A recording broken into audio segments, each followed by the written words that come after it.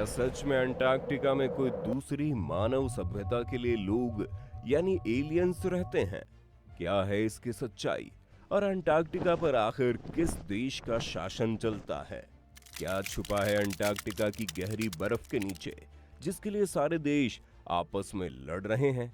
और क्यों बर्फ से ढके इस महाद्वीप को एक रेगिस्तान कहा जाता है, बताएंगे आज के वीडियो में, तो बने रहिए वीडियो के अंत तक हमारे साथ। नमस्कार दोस्तों, स्वागत है आपका हमारे YouTube channel the Mystica Ocean Hindi पर। यदि आप चैनल पर नए हैं तो चैनल को सब्सक्राइब और बेल आइकन को प्रेस कर लीजिए ताकि हमारी हर वीडियो का नोटिफिकेशन सबसे पहले आपको मिल जाए। तो चलिए वीडियो में आगे बढ़ते हैं।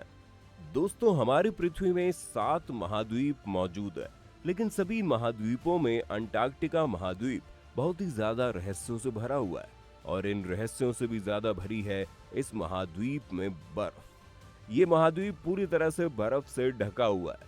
दोस्तों, अंटार्कटिका महाद्वीप का 97% हिस्सा पूरी तरह से बर्फ से आच्छादित है। जिस तरह से बाकी महाद्वीपों में बहुत से देश मौजूद है और उन सभी देशों में अलग अलग सरकारें और एडमिनिस्ट्रेशन है, लेकिन आपको जानकर हैरानी होगी कि अंटार्कटिका पृथ्वी का 5वां बड़ा महाद्वीप होने के बाद भी ना तो यहाँ कोई देश मौजूद है, ना ही कोई सरकार। इससे भी ज्यादा बड़ी बात यह है कि यहाँ किसी भी देश का कोई भी नागरिक नहीं रहता। तो अब सवाल उठता है कि आखिर अंटार्कटिका महाद्वीप पर किस देश का अधिकार है और वहाँ किस देश के नियम लागू होते हैं, और सबसे पहले किसने अंटार्कटिका महाद्वीप की खोज की थी? 350 बीसी में इस चीज की खोज हुई थी कि पृथ्वी वास्तव में गोलाकार है। ग्रीक के लोगों ने उत्तर में मौजूद पृथ्वी के हिस्से को उसी दिशा के तारामंडल के कारण आर्कटोस नाम दिया था, और उनका मानना था कि पृथ्वी का बैलेंस बनाने के लिए उत्तर की तरह ही दक्षिण की दिशा में भी कोई ना कोई हिस्सा मौजूद है, जिसका नाम उन्होंने एंट आर्कटोस रख दिया। इस समय तक केवल ऐसा बोला जाता था कि दक्षिण में भी कोई हिस्सा मौजूद है, लेकिन रियल में वो हिस्सा कैसा है, इस बात का पता किसी को भी नहीं था। इसके बाद दुनिया के अलग अलग भूगोलविदों ने धरती पर इस हिस्से को मैप पर अपना काल्पनिक रूप देना शुरू कर दिया, और साल 1895 में इस बात की पूरी तरह संतुष्टि हो गई कि इस प्रकार की कोई जगह भी वास्तव में मौजूद है। जब इंसानों ने अंटार्कटिका की धरती पर कदम रखा, हालांकि सबसे पहले अंटार्कटिका की धरती पर किसने कदम रखा, ये बात काफी कंट्रोवर्शियल है, क्योंकि इस चीज को लेकर बहुत सारे लोगों ने दावा किया है कि वो पहले व्यक्ति हैं जिन्होंने अंटार्कटिका पर कदम रखा था।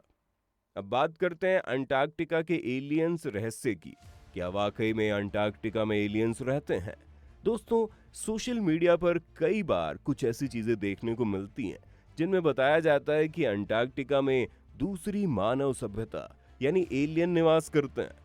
और आपने भी कभी ना कभी ये बात या तो सुनी होगी या फिर किसी सोशल मीडिया प्लेटफॉर्म पर जरूर देखी होगी। बीते दिनों एक Google map user Scott Waring ने गूगल मैप एप्लीकेशन का यूज करके कुछ ऐसी तस्वीरें इंटरनेट पर अपलोड की थी जिसमें यह दावा किया जा रहा था कि उस फोटोज में जो चीज दिखाई दे रही है वो एलियंस द्वारा इस्तेमाल किए जाने वाले एक यूएफओ है।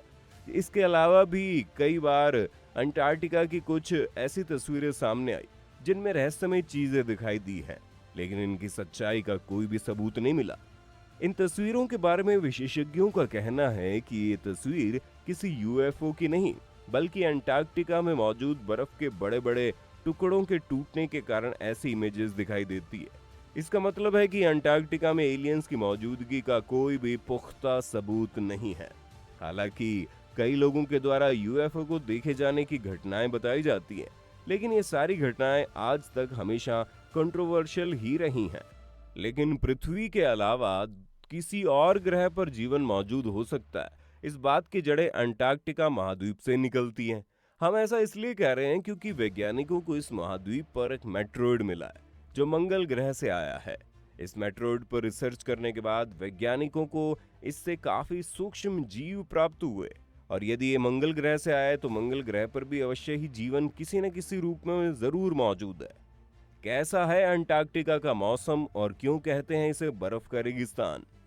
दोस्तों, अंटार्कटिका का कुल क्षेत्रफल 140 लाख वर्ग किलोमीटर के लगभग है। अंटार्कटिका का लगभग 97% हिस्सा 1.5 किलोमीटर से भी ज्यादा बर्फ की मोटी चादर के नीचे दबा हुआ है। लेकिन सबसे हैरानी वाली बात यह है कि यहाँ इतनी ज्यादा बर्फ होने के बाद भी इस महाद्वीप को एक रेगिस्तान के रूप में माना जाता है। ये सुनकर तो आप लोग जरूर चौंक गए होंगे, लेकिन इसके पीछे का कारण ये है कि यहाँ पूरे साल भर में लगभग मात्र 8 इंच के करीब ही बारिश होती है, और ये बारिश भी गिरते ही बर्फ में बदल जाती है। और यदि आप कभी इस महाद्वीप में फंस जाते हैं तो आप पीने के पानी के लिए भी तरस जाएंगे, क्योंकि यहाँ पर आपको पानी तरल रूप में मिल ही नहीं सकता। यदि बात अंटार्कटिका के मौसम की करें तो अंटार्कटिका दुनिया का सबसे ठंडा स्थान माना जाता है। अंटार्कटिका में न्यूनतम तापमान -89 डिग्री सेल्सियस तक चला जाता है। इस जगह पर सूर्य की गिरने वाली पराबैंगनी किरणों को बर्फ की मोटी चादर पूरी तरह से परिवर्तित कर देती है। अब बात करते हैं कि आखिर अंटार्कटिका पर किस देश का अधिकार है। दोस्तों, अंटार्कटिका पर 12 से ज्यादा देश अपने अधिकार का दावा करते हैं, और इनमें सबसे ज्यादा ऑस्ट्रेलिया लगभग 42% अंटार्कटिका के हिस्से पर अपने अधिकार का दावा करता है। ऑस्ट्रेलिया के अलावा और भी अन्य देश है जो कहते हैं कि अंटार्कटिका पर उनका अधिकार है। साल 1939 में जर्मनी के द्वारा हवाई जहाज से अंटार्कटिका पर कुछ मेटल्स के फ्लैग गिराए गए थे, और उन्होंने दावा किया था कि जिस जगह पर उनके फ्लैग गिरे हैं, अंटार्कटिका का वो पूरा हिस्सा जर्मनी के कंट्रोल का है। यूनाइटेड किंगडम, अर्जेंटीना और चिली देश ऐसे देश हैं जो अंटार्कटिका पर अपनी टेरिटरी क्लेम तो करते हैं, लेकिन ये जिस टेरिटरी को क्लेम करते हैं वो आपस में ओवरलैप करती है, और ये देश खुद ही आपस में एक दूसरे की टेरिटरी क्लेम को पूरी तरह से रिजेक्ट करते हैं। इन देशों के अलावा नॉर्वे, फ्रांस और न्यूजीलैंड भी अंटार्कटिका पर अपनी टेरिटरी क्लेम करते हैं, लेकिन United state of America in सभी देशों के टेरिटरी क्लेम को पूरी तरह से रिजेक्ट करता है। अंटार्कटिका को लेकर साल 1959 में वॉशिंगटन में एक ट्रीटी का आयोजन किया गया था। इस ट्रीटी में अंटार्कटिका को एक स्वतंत्र जगह के रूप में माना गया था, और इसमें इस बात पर सहमति हुई थी कि अंटार्कटिका पर इनमें से कोई भी देश अपनी साइंटिफिक रिसर्च कर सकता है, और यदि इस रिसर्च में कुछ ऐसे रिजल्ट निकल कर आते हैं जो इंसानों के लिए लाभदायक हो सकते हैं, उन्हें एक दूसरे से एक्सचेंज भी किया जाएगा। अंटार्कटिका पर अपने अधिकार का दावा करने वाले इन सभी देशों ने इस प्रस्ताव पर हस्ताक्षर भी किए हैं। ये प्रस्ताव साल 2048 तक ही मान्य है। साल 1991 में अंटार्कटिका के पर्यावरण को सुरक्षित रखने के लिए एक और ट्रीटी साइन की गई, जिसमें किसी भी देश को अंटार्कटिका में माइनिंग करने का अधिकार प्राप्त नहीं है। सन 1983 तक बाकी किसी भी देश को अंटार्कटिका पर अपनी साइंटिफिक रिसर्च करने का अधिकार नहीं था। इसके बाद अंटार्कटिका के मुद्दे को संयुक्त राष्ट्र की जनरल असेंबली में उठाया गया। आज अंटार्कटिका में विश्व के बहुत सारे देशों के रिसर्च सेंटर मौजूद है। भारत ने भी अंटार्कटिका पर अपने रिसर्च स्टेशन बनाए हुए हैं, जिनमें से एक मैत्री और एक दक्षिण गंगोत्री नाम से स्थित है। भारत ने अंटार्कटिका मिशन की शुरुआत साल 1981 में की थी। दोस्तों, अंटार्कटिका के बारे में ये जानकारी आपको कैसी लगी, कमेंट सेक्शन में जरूर बताना। अपना कीमती समय देने के लिए धन्यवाद। जल्द ही मुलाकात होगी अगली वीडियो में।